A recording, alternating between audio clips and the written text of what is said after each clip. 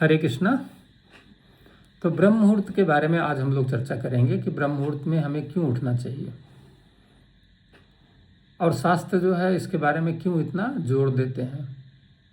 क्या मिल जाएगा ब्रह्म मुहूर्त में उठने से, और उस समय तो बड़ी अच्छी नींद आती है। व्यक्ति इसलिए जो है उठ नहीं पाता है क्योंकि निद्रा इतनी प्यारी उस समय होती है कि छोड़ने का मन नहीं करता। तो क्या है उस समय, हमें इसको समझना है। एक्चुअल में क्या होता है कि आप देखिए ज़्यादातर लोग ब्रह्म मुहूर्त में सो रहे होते हैं, तो उस समय क्या होता है, प्रकृति में शांति रहती है, मतलब शोर नहीं रहता है। क्योंकि जब ज़्यादातर लोग सो रहे होंगे, बातचीत नहीं करेंगे, तो प्रकृति शांत रहेगी। तो जब प्रकृति शांत रहती है तो उस समय जब कोई व्यक्ति जागता है और जाग करके वो कोई भी कार्य करता है, चाहे वो कोई साधना करे, चाहे कोई वो भौतिक कार्य करे, चाहे कोई वो आध्यात्मिक कार्य करे, या जो भी कार्य करेगा, तो उस समय क्या होगा, उस समय उसका कंसंट्रेशन लेवल बहुत हाई होगा। तो इसलिए शास्त्रों में रिकमेंड किया गया है कि ब्रह्म मुहूर्त में जागना चाहिए। तो ब्रह्म मुहूर्त का समय मतलब सूर्योदय से 1.5 घंटे पहले। अब आप देखिए जब ब्रह्म मुहूर्त का समय आता है, कोई व्यक्ति संकल्प लिया कि आज मैं उठूंगा, तो चूंकि लंबे समय से वो ब्रह्म मुहूर्त में नहीं उठता है, तो पहले दिन उसे बड़ा बेचैनी होगी। वो उठेगा तो संकल्प कारण, लेकिन इतनी बेचैनी होगी कि मन उसको बोलेगा कि छोड़ो। और अगर मान लीजिए वो सो गया तो फिर वो पहले जैसा हो गया। और अगर मान लीजिए उसने संकल्प लिया नहीं मैं आज उठूंगा, तो उस बेचैनी को उसने फेस किया, तो अगले दिन क्या होगा, जब अगले दिन फिर वो दूसरा दिन का ब्रह्म मुहूर्त का समय आएगा और वो उठेगा, तो मन कहेगा कि अब सो। फिर दूसरे दिन वो एक नई बहाना लेके आएगा। और तीसरे दिन जो है अगर मान लीजिए फिर वो उठा, तो उस समय मन जो है इतना आलस्य, इतना निद्रा, इतना प्रकार का उसको एक्सक्यूज देगा कि उसको फिर सुला देगा। तो कहने का मतलब क्या हुआ कि मन जो है बार बार जो है हमें निद्रा में, आलस्य में, प्रमाद में ले जा रहा है। तो इससे क्या हो रहा है, इससे हम लोग उस साधना से वंचित हो जा रहे हैं जो हमको करने की आवश्यकता है। परंतु यदि हमने इसको सहन कर लिया तो क्या होता है, एक ऐसी शक्ति प्रकट हो जाती है जो अप्रकट अवस्था में थी। और वो शक्ति कहीं बाहर से नहीं आती है, वो शक्ति आपके अंदर ही रहती है। वो अप्रकट अवस्था में थी, अब प्रकट हो गई। तो जब शक्ति प्रकट हो गई तो उससे क्या होगा, अब वो जो सुख फील होता है ना, वो सुख किस टाइप का होता है, वो एकदम अद्वितीय होता है। उसमें आप ऐसा फील करेंगे कि जो आपके रिएक्शंस थे हमारे शरीर के अंदर, जो क्रोध बार बार आता था वो कम हो गया। दुख की अवस्था में जो हमारे मन में तमाम प्रकार के विक्षोभ उत्पन्न होते थे वो सब कम हो गए। सुख आने पर जो बहुत प्रसन्नता होती थी वो साम्य अवस्था में आ गई। मतलब जो बाहरी रिएक्शन थे अब आपको प्रभावित नहीं कर पा रहे हैं। क्यों? क्योंकि अंदर से शक्ति आ गई। तो अंदर का जो शक्ति सो रही थी उसको आपने जगा दिया उस ब्रह्म मुहूर्त में अभ्यास करके। तो जब छिपी हुई शक्ति जाग जाती है तो जीवात्मा को क्या होता है, और आत्म सुख मिलने लगता है। वहीं से उसकी साधना की यात्रा शुरू हो जाती है। तो बाहर की जो चीज़ें हैं, बाहर की जो परिस्थितियां हैं, वो जब अंदर की ओर चल जाएं तो आप समझ लीजिए आपकी यात्रा शुरू हो गई। और आप देखेंगे कि जो विचारों की दौड़ चल रही है हमारे मन में, इतने विचार उठ रहे हैं, इतने प्रकार के शोरगुल मचे हुए हैं, जब वो अंदर की तरफ जाने लगे तब समझिए आपकी यात्रा शुरू हो गई साधना की। और क्या होता है कि जीवात्मा जो है ना, जीवात्मा जो है अपनी अस्थायी पहचान बना लेता है अपने शरीर से, कि मैं किसी का पिता हूँ, मैं किसी का भाई हूँ, मैं इंजीनियर हूँ, मैं डॉक्टर हूँ, मैं स्टूडेंट हूँ। तमाम प्रकार की पहचान अपने शरीर की बना लेता है।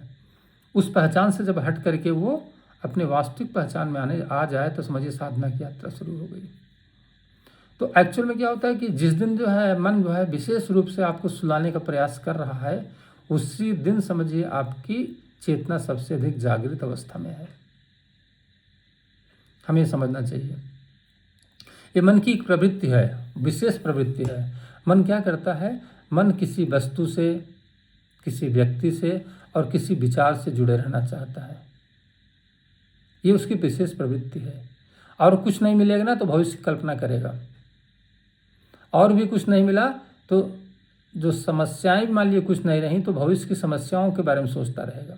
तो मतलब मन जो है कुछ न कुछ करते ही रहेगा, ये उसकी विशेष प्रवृत्ति है। अब हमको ये समझना है कि ये मन मैं हूँ नहीं, जो हमको इस प्रकार से करने से रोक रहा है। तो मैं हूँ कौन? एक्चुअल में जो मैं हूँ उसे हमें समझना है। ये सारी चीज़ें जो बदल रही हैं, जैसे अगर कोई व्यक्ति इस वजह सोचे कि पहले वो स्टूडेंट था, अब मान लीजिए वो अधिकारी हो गया, थोड़े दिन बाद वो रिटायर हो जाएगा, तो अब क्या हुआ? ये सारी चीज़ें जो बदल रही हैं शरीर की, एक्चुअल में मन तो वो है नहीं, आत्मा तो है नहीं। और जो नहीं बदलने वाली चीज़ है वही तो आत्मा है, जो उसको देख रही है, विजुलाइज कर रही है। तो आत्मा की यात्रा जो है दौड़ की तरह नहीं है, जैसे लोग दौड़ते हैं और फर्स्ट आ गए। फर्स्ट आने वाली आत्मा की यात्रा नहीं है। आत्मा की यात्रा उस बीज की तरह है जो ज़मीन में डाल दिया गया है, और ज़मीन के अंदर अंदर जो है वो क्या कर रहा है? ग्रो कर रहा है। एक दिन ऐसा आएगा जब वो पृथ्वी को चीर करके बाहर आ जाएगा, प्रकाश की तरफ आ जाएगा। इसके बाद आप देखेंगे उसकी जड़ें अंदर की ओर बढ़ेंगी, तना ऊपर की ओर जाएगा।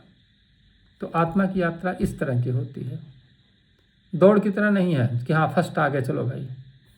तो उस आत्मा की यात्रा में हमें कैसे करना, अपने आप को संतुलन रखना है। तो जो व्यक्ति उस आत्मा की यात्रा में अपना संतुलन बना करके रखता है तो फिर क्या होता है? वो ये समझ जाता है कि वो ये शरीर नहीं है, वो आत्मा है। तो मन जो इस प्रकार से उसको डिस्टर्ब कर रहा था वो मन शांत हो जाता है। अभी वास्तव में क्या है, हम लोग अपने आप को शरीर समझते हैं, मन समझते हैं, जो वास्तव में है उसको समझते नहीं। क्योंकि अगर मान लीजिए कोई परिवर्तन शरीर के अंदर हो रहा है, उसको देख कौन रहा है?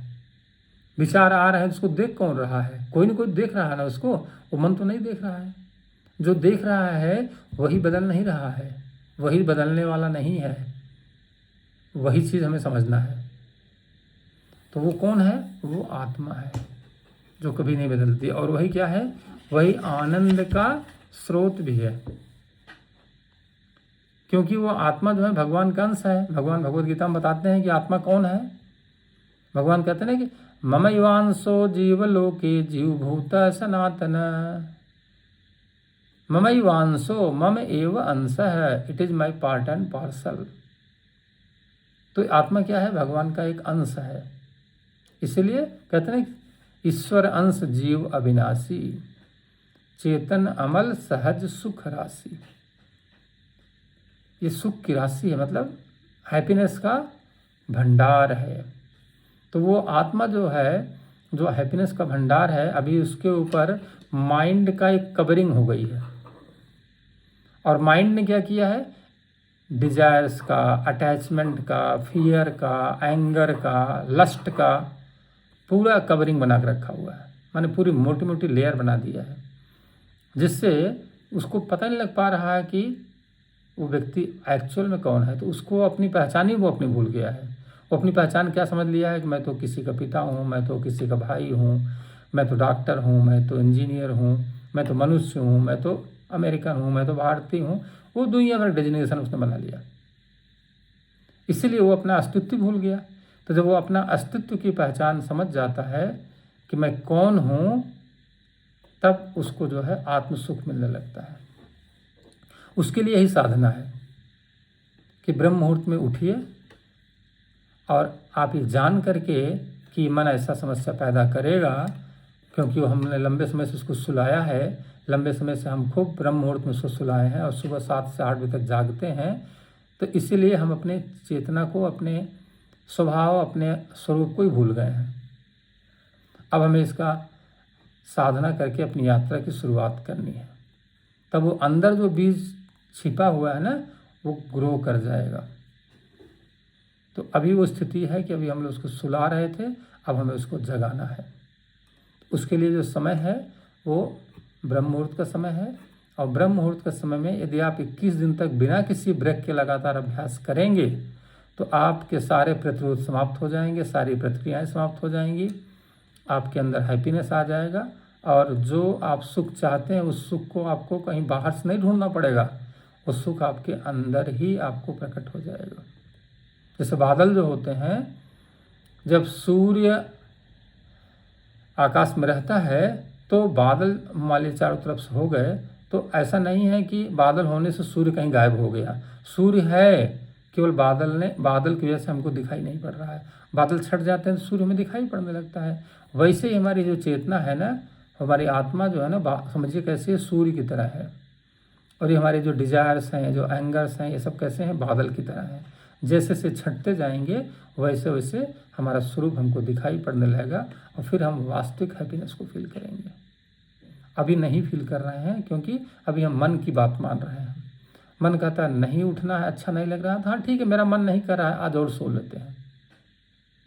मन आपका करे या न करे इससे कोई फर्क नहीं पड़ता। आपको ये समझ पैदा करनी है कि हमें उठना है, बस मन के कहने के अनुसार हमें अपने जीवन नहीं चलाना है। अभी तक मन की बात हम मानते आए हैं, अब हम मन की बात नहीं मानेंगे। अब हम किसकी बात मानेंगे? शास्त्र की बात मानेंगे, क्योंकि हमें सुख चाहिए, हमें आनंद चाहिए। अभी तक बहुत हम जो है बाहरी चीज़ों को ढूंढ रहे थे, अब परेशान हो गए ढूंढते ढूंढते। अब हम जाने कि हम कौन हैं। तो इसलिए भगवान भगवद गीता में बताते हैं कि बंधुआत्मात्मना तस्य येन आत्मैवात्मना जिता अनात्मनस्तु शत्रुत्वे वर्तेतात्मयु शत्रुवत्। 6वें अध्याय के 6वें श्लोक में भगवान कहते हैं बंधुआत्मा आत्मना तस्य, those who win their mind, for them mind is their friend, and for those who did not win their mind, mind is their enemy. मन उसका शत्रु है जिसने अपने मन को नहीं जीता है, और जिसने अपने मन को जीत लिया है मन उसका बंधु है। बंधु आत्मा आत्मना तस्य येन आत्मैव आत्मना जिता। तो जिसने अपने मन को जीत लिया है वो उसका मन उसका मित्र हो गया, और जिसने अपने मन को नहीं जीता उसका मन उसका शत्रु हो गया। तो जो ब्रह्म मुहूर्त में नहीं जागते हैं वो क्या करते हैं? मन की बात मान करके और सुलाते रहते हैं। तो क्या है? मन उसका शत्रु है। अभी हमें कुछ दिनों तक, कम से कम 21 दिन तक इस प्रकार से मन की बात न मान करके और लगातार ऐसा अभ्यास करना है, तो मन हमारा मित्र बन जाएगा। तब हमें महसूस होगा कि हमें ब्रह्म मुहूर्त में उठने से क्या फ़ायदा है। तो ये शास्त्र की वाणी है, हमें इसको समझ करके अभ्यास करना है, जिससे हम लोग इसका जीवन में लाभ उठा सकें। तो ऐसा करके हम लोग फील कर सकते हैं कि ये ब्रह्म मुहूर्त का क्या एडवांटेज है। तो इसलिए शास्त्रों में बताया गया है, इसलिए हम लोग को उठना है।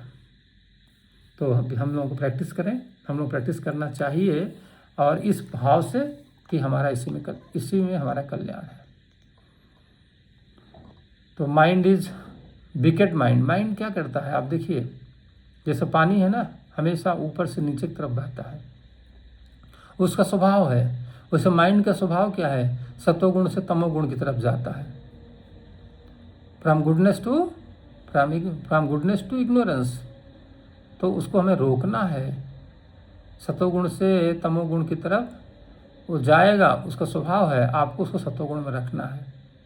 ये अभ्यास आप जब करेंगे तब आप रियल हैप्पीनेस को प्राप्त कर सकते हैं। हरे कृष्णा। विश्व गुरु श्रील प्रभुपाद की जय।